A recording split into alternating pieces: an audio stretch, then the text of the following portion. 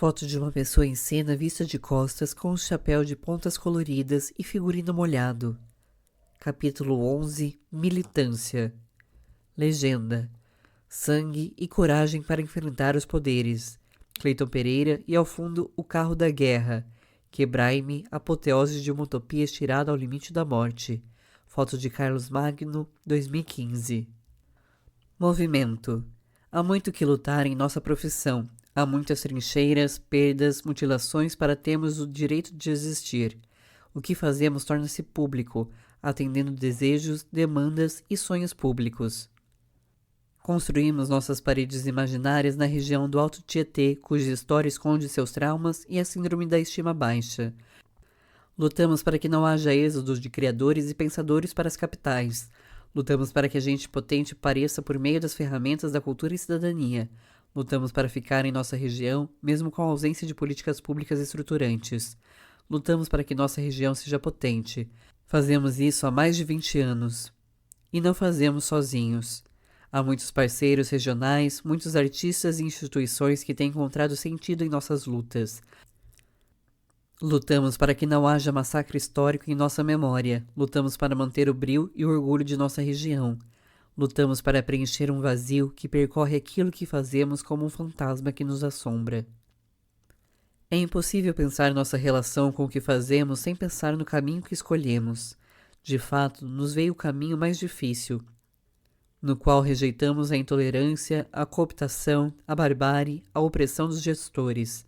Tivemos que criar estacas para demarcar nossa presença.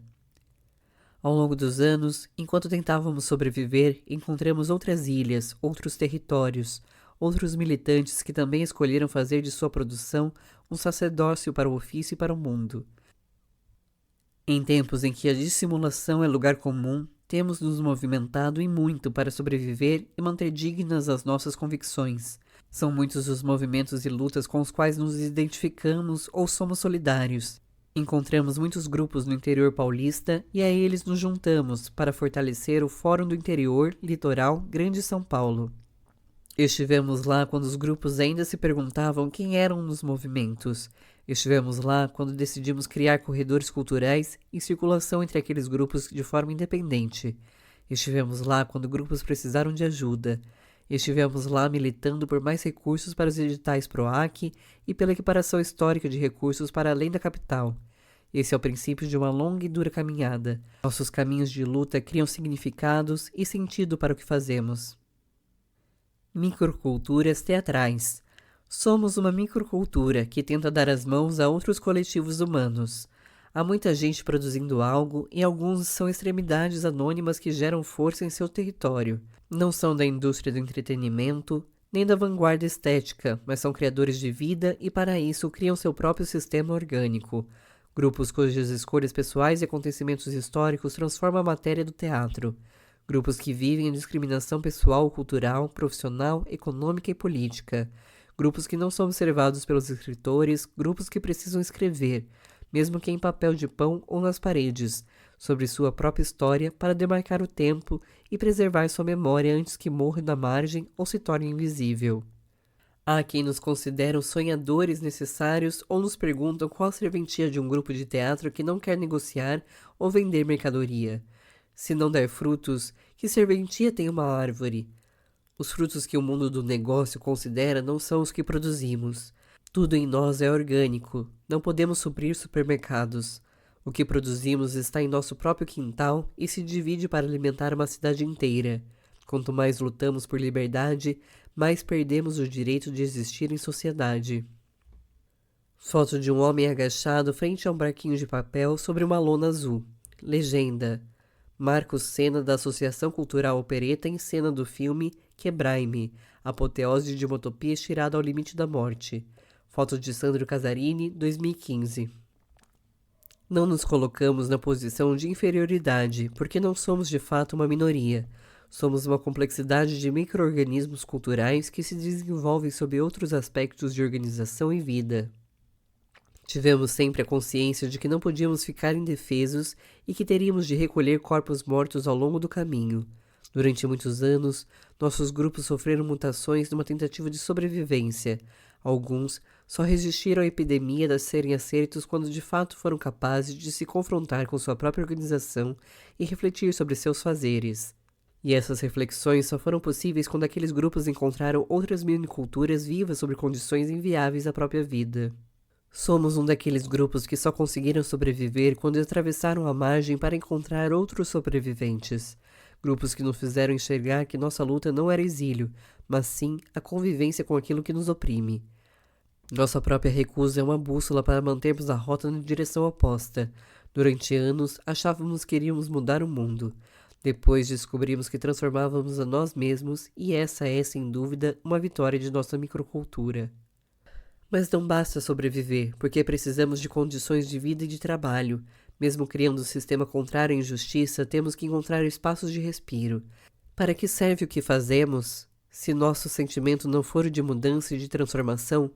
Recusamos a ideia de que somos margem ou marginalizados, e, portanto, enfrentamos os inimigos que massacrou os nossos ancestrais, que feriu nossos pais, ou que adestrou seres humanos e os colocou em jaulas. Nosso enfrentamento é com o poder político, que atua na ótica do negócio, sob a qual tudo é barganha. Se nossos frutos devem ser mercadorias, então de fato somos árvores milenares enraizadas mundo afora, que podem ser consideradas inúteis para a indústria ou para o gosto médico da sociedade. Se grupos aceitam o negócio, é porque sentem a necessidade de serem inseridos nas prateleiras do supermercado cultural, mesmo sabendo que podem perder a validade e serem descartados rapidamente. Às vezes lutamos contra os ataques de nossos próprios semelhantes, que são vencidos pela política. A política conseguiu fazer com que grupos que lutam por liberdade fossem cooptados para uma meia-verdade, e que se escondem atrás da palavra militância. Muitos militantes tomaram poder e se tornaram reforços de opressão. Não são poucos os grupos que se alinham ao modelo político por interesses ou medos de não sobrevivência. Não são poucos os grupos que estampam uma meia-verdade histórica, tomando posse de discursos de luta, porém desenvolvem, na verdade, outro modelo de opressão, em que a lei da vantagem é o que importa.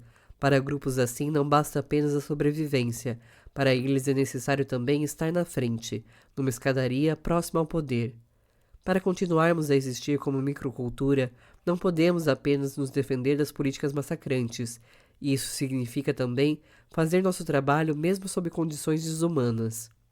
Pois é justamente aquilo que produzimos de maneira pacífica a nossa maior arma de transformação contra esses monstros. É justamente o fato de ainda existirmos como vírus que irrita o poder. Durante anos, tivemos que tomar posição, enfrentar o tempo, criar rachaduras nos prédios de concreto e contagiar outros seres ao nosso redor. Nossas microculturas não podem ser abatidas pelos venenos sociais e nem pelos poderes, porque elas tomam muitas formas diferentes entre si. São muitos modos de organização que fazem sentido em seu próprio organismo complexo. O que tentamos fazer ao longo de tantos anos é entender que nossas diferenças não podem ser uma luta contra nós mesmos. O teatro de grupo é um dos raros organismos que ainda dependem de seres humanos para existir. Todos os dias lutamos pela vida e esse é o nosso ofício. Suzano.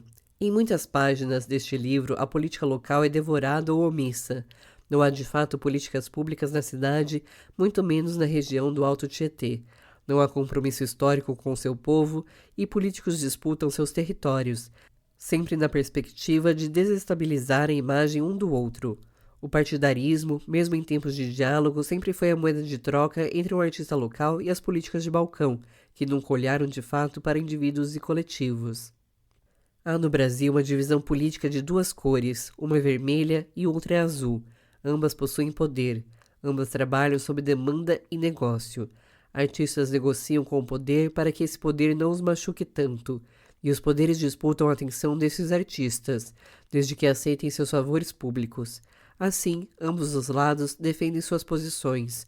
Suzano sempre foi azul, e mesmo assim, uma mancha vermelha escorreu do organismo da cidade, revelando que ainda há muito a se fazer por um povo oprimido. Nosso grupo está à esquerda da linha de trem, e também na esquerda social, onde convivemos com gente pobre e faminta sem condições, muito menos oportunidades públicas. Por isso tomamos posição pública em tudo que geramos. Toda vez que abrimos as portas de nosso espaço, há uma fila de gente faminta buscando saídas de sobrevivência. Juntos, formamos uma legião de enfrentamento local. O simples fato de existirmos na cidade há mais de 20 anos é uma provocação pública. Estávamos lá nos tempos dos reis de sangue azul e nos tempos dos reis de sangue vermelho. Uma vez nos disseram: ainda vamos endireitar vocês. Não conseguiram, felizmente. Percebemos a política pública da cidade ao olhar para o povo que caminha com a cabeça baixa. Há muitas rugas, muito silêncio e, ao mesmo tempo, muita violência contra esse povo.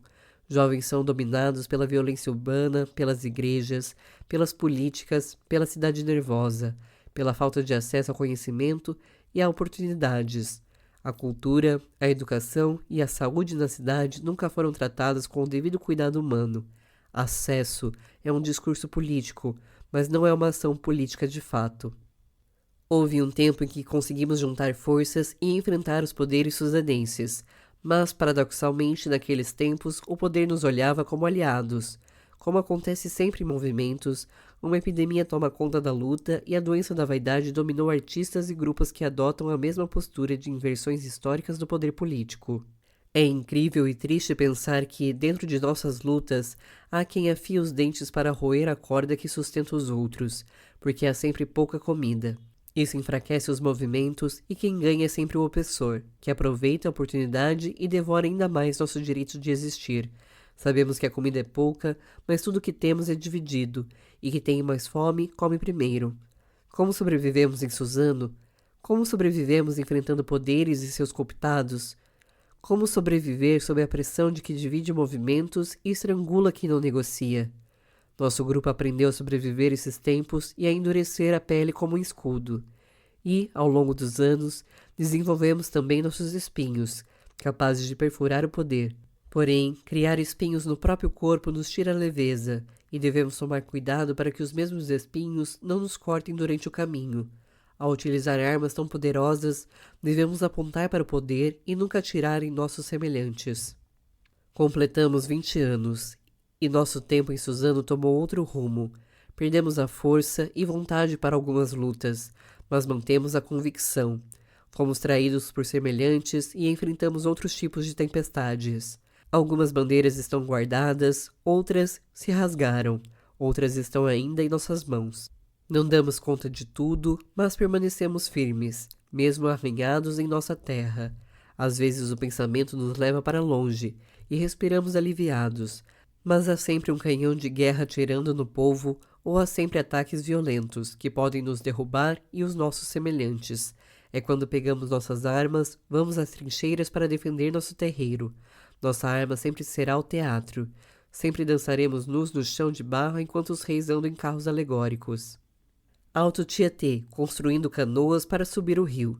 Região do Alto Tietê é a denominação aplicada aos municípios localizados na região da nascente do rio Tietê, no estado de São Paulo.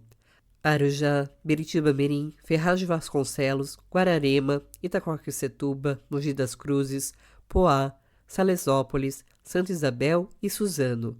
O rio Tietê nasce no município de Salesópolis e percorre parte desses municípios antes de chegar à capital.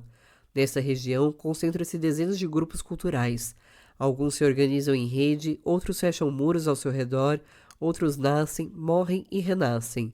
Poucos são os coletivos ou grupos que se mantêm juntos por mais de 10 ou 20 anos. Para um grupo sobreviver em nossa região, é necessária muita persistência e coragem para enfrentar as dores e tempestades do caminho. Quase sempre navegamos neste rio Tietê sob a neblina, e sempre há monstros a serem enfrentados. Somos muitos, e mesmo assim a correnteza sempre afunda as canoas frágeis. Enquanto este rio corre feroz, levando muitos para a capital, enfrentamos o rio correnteza acima. Isso cria um fenômeno. O barco parece parado no mesmo lugar, mas o rio está pulsando em seu casco. São tantos barcos que não conseguimos encontrar todos durante a viagem. Nos agrupamos numa tentativa de sobrevivência, de seguir a viagem. Dos muitos guerreiros deste rio Tietê, encontramos em cidades diferentes 2 grupos que construíram suas identidades amarrando seus barcos no nosso. Para não sermos devorados, amarramos uma corda e, juntos, nos protegemos e enfrentamos os desafios da correnteza. A Associação Cultural Opereta, na cidade de Poá, e o Galpão Arthur Neto da Cia do Escândalo, na cidade de Mogi das Cruzes, ambos com mais de 20 anos de existência, chegaram nessas terras no mesmo tempo em que os contadores de mentira. Juntos abrimos a mata, construímos outras canoas e preparamos o caminho de muitos que hoje navegam com mais tranquilidade. E talvez nunca venham a saber do esforço que tivemos e de quantos navegadores dedicaram tempo e vida para desbravar o rio. Lembro de nossos barquinhos frágeis, sonhadores, construídos com papel de pão. Lembro-me de quando os colocamos na água e quantas vezes afundaram, nos obrigando a recomeçar. Lembro sempre das mãos desses parceiros que cuidaram dos contadores de mentira em tempos difíceis. Lembro-me de aprendermos a nadar quando caímos no rio. E, embora tenhamos bebido muita água, nunca deixamos nosso companheiro morrer afogado. Lembro-me de ficarmos grávidos e vejo os filhos que criamos juntos, hoje construindo suas próprias canoas.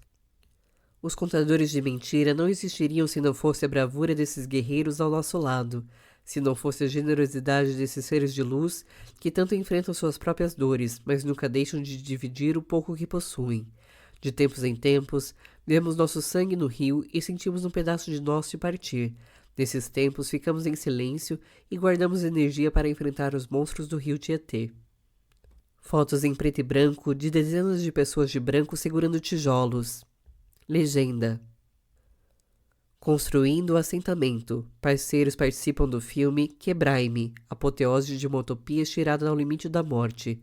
Foto de Kaique Silco, 2015. Fim do capítulo 11.